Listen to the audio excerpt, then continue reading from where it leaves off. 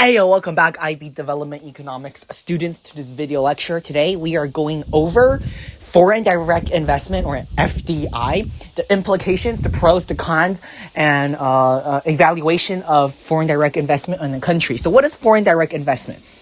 It's when foreign companies or governments invest directly into local or domestic companies. Now, that could be anything from building infrastructure for the domestic country, or buying shares in the domestic country, or building up factories in the domestic country. Now, why would foreign firms or foreign governments or foreign companies want to do that? Right? So for foreign companies, they may do that to be closer to natural resources. For example, U.S. firms, they want to be closer to they want to build up factories in Africa. Why? Because they're closer to the natural resources and where natural resources are produced. Another reason is moving to emerging markets, right? For some firms, they want to set up factories in India because India is a massive potential economy. And by setting up firms and lines of production there, they can more easily access the foreign consumers. So they don't want to be manufacturing their goods in America and then shipping it to India. Well, they could just directly make it and sell it in India. So it's in order to get closer to emerging markets. Now, lower cost of labor is also another one. For example, thinking of Vietnam, of Indonesia, of China, they have much lower wages and minimum wages and benefits and labor unions. So it's much cheaper for you to produce stuff there. Once again, we have to remember that one of the biggest costs of production is, of course, the capital and the labor. So the labor is a massive cost in any company, especially production and manufacture heavy companies. So by moving to places with cheaper labor, they can maximize their revenue. They can reduce their production costs and they can maximize their revenue. Also, lower regulations and environmental standards. For example, firms in Norway or Europe or Finland, they could go to other countries with looser environmental laws where they could set up shop and produce for cheaper.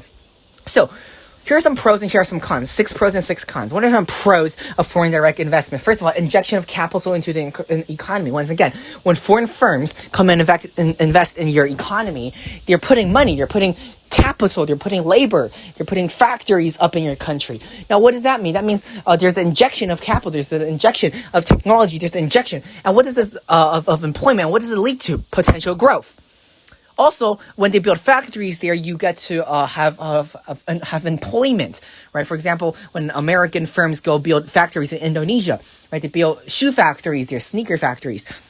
And Indonesian domestic workers come and work in the factories, therefore creating jobs. Improvement of infrastructure may also occur. For examtle, China, right? The Belt and Road Initiative is a major example of how China is going around the world, and building infrastructure for people. Not only for selfish reasons, but also to improve the ability to transport infrastructure and transport material. For example, in Sri Lanka, Chinese construction companies build a seaport and highway, so that it's easier for raw resources to be exported out of the country. So improvements in infrastructure may also occur. Okay, local productivity must improve to compete with foreign firms. Once again, in the long run, this is going to be good for the domestic economy. In the short run, perhaps not so much. But in the long run, with foreign firms, with foreign companies to compete with, local companies and local firms must be able to rise up and must be able to compete on such a level of the international stage. So local productivity will also improve. Technology transfers and improvements in technology are also high. Think about this. If Apple, goes to set up a shop in China, and the Chinese workers and Chinese companies will look at this and be like, this technology, we learn it. We can learn from this technology. We can learn how iPhones are made and see, and we can make our own knockoff brands. We could make Huawei. We could make Xiaomi, right? So looking at this technology transfers is also another major thing.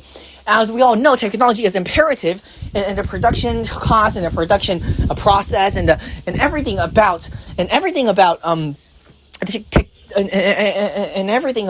technology is important for the factors of production.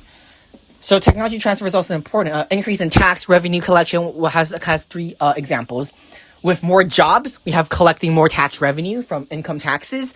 With potential for corporate taxes, more new corporations coming into the country, we have increase in corporate taxes. And when the goods are being manufactured and sold, we have a value added tax, a VAT tax. Okay, with foreign factories and jobs, unemployment will also decrease. So these are the pros of foreign direct investment. Foreign direct investment, such as buying shares in a company or building up factories and a foreign company for the purposes of decreasing the cost of production and increasing revenue and stuff like that. Now, these are the pros. What are some cons? Okay, here are 6 cons.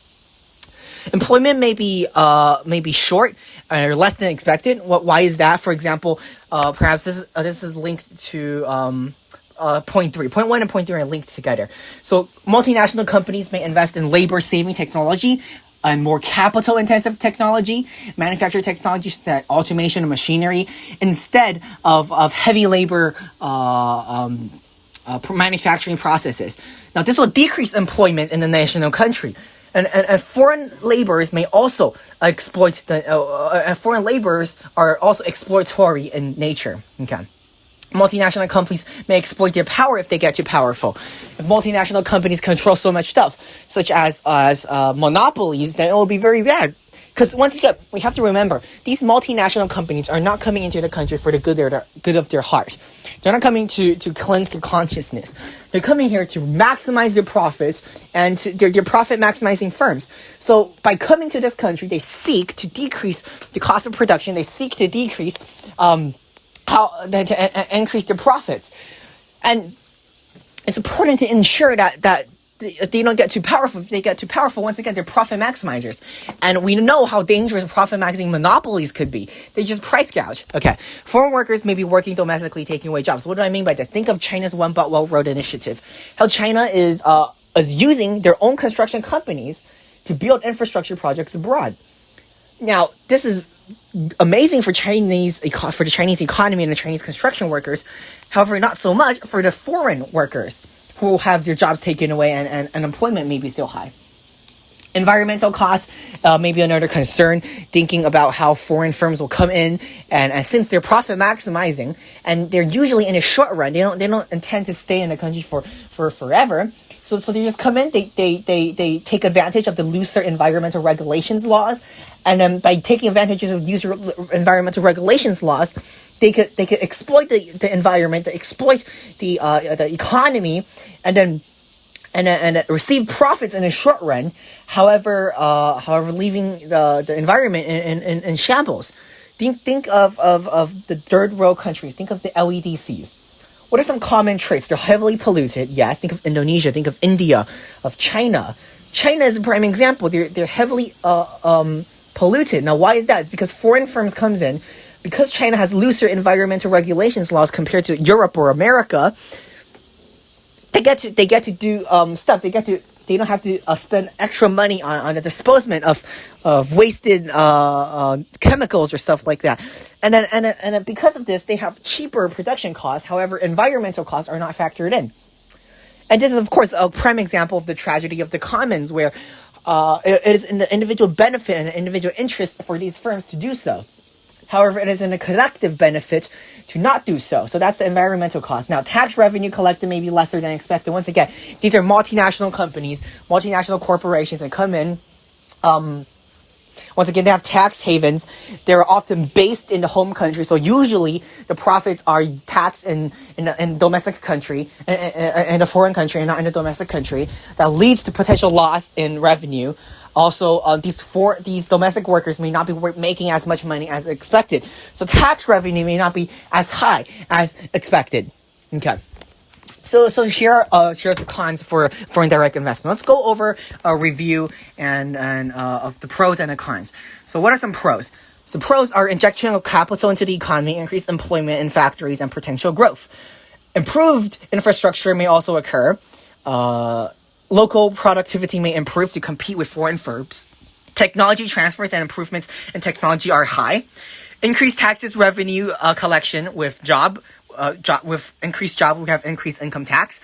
Potential for corporation tax increases. Also, as goods are being bought and sold, we have a value-added tax, a VAT tax. Foreign factories will have jobs, leading to decreased unemployment, and unemployable workers decrease. So these are the pros of FDI. What's some cons of FDI? Employment may be short and less than expected. Now, this is connected to point 3, where multinational companies may invest in labor-saving technology, decreasing employment, which is bad for the local economy. Multinational companies may exploit their power if they get too powerful. Once again, they are profit-maximizing firms. They have the benefit of their shareholders and a board of directors in mind. Foreign workers may be working domestically, taking away jobs. Environmental costs are not factored in because they are usually profit maximizers, and environmental costs are secondary, not tertiary to their objectives. And tax revenues may be collected in less. So these are the pros and cons of foreign direct investment and an overview of foreign direct investments on economic development. So I do hope this lecture is helpful, and I hope to see you guys in the next one. Goodbye.